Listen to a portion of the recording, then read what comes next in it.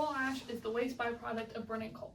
The composition of coal ash is influenced by the combustion method used to burn the coal and the composition of the source coal.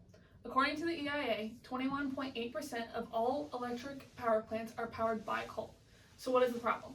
While coal ash itself is not inherently dangerous, the method used to dispose of coal ash and the chemical makeup of coal ash, typically heavy metals, are hazardous for the environment. Coal ash has many different negative effects on the environment. It travels due to erosion, runoff, and in the air as dust. It can also spread through waterways due to leaching, a process where toxic particles from coal ash dissolve into the water. Since coal ash is typically mixed with water and stored in lakes, these large disposal sites leach trace contaminants into the groundwater and fresh water sources, poisoning the wildlife and humans in the surrounding area. Not only does coal ash affect the surrounding environment, it also affects human safety in the area. According to the Physicians for Social Responsibility, if you live near an unlined wet ash pond and you get your drinking water from a well, you may have as much as a 1 in 50 chance of getting cancer from drinking arsenic-contaminated water. Mobile Baykeeper, a nonprofit group advocating for environmental protection, also touches up on this subject, stating that the 2008 Kingston coal ash spill resulted in 11 deaths, 40 damaged or destroyed homes, and up to $3 billion in damages and cleanup costs. Plant Berry is a coal power plant located just north of Mobile, Alabama, and is owned by Alabama Power.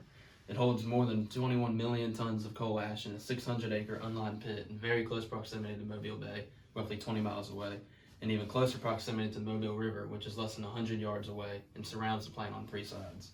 According to Alabama Power's own report, the pit is leaking over 8 times the legal limit of arsenic into groundwater. Not only does this threaten the local ecosystems, but it also affects human activities in the area such as hunting, fishing, or swimming.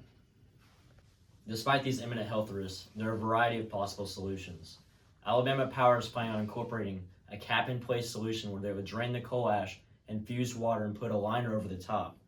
This is a viable solution in certain cases, but it does not reduce the risk as much as other solutions since water can still get to the coal ash under these liners.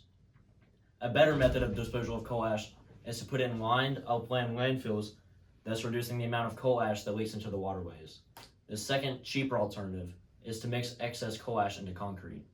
However, despite these being effective solutions to this problem, the most effective solution is to transition from inefficient fossil fuel energy sources to cleaner, newer, and more efficient energy sources.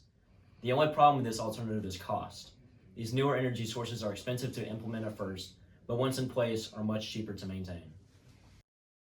Here we have a good visual representation of the effects of how these coal plants deposit their byproduct, ash.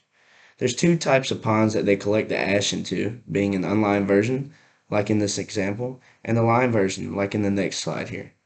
There's obvious differences between both types, the lined landfill being the option safer and more prepared for the environment surrounding the area, and the unlined option much more open to dangerous environmental consequences.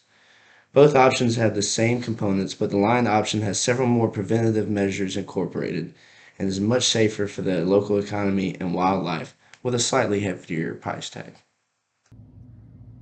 It is the ethical responsibility of agricultural and biological engineers to plan the disposal of coal ash after production for the least harmful disposal. They need to evaluate the effects of dumping coal ash in lowland ponds near waterways rather than upland lined landfills that do not pose the risk of coal ash entering our waterways.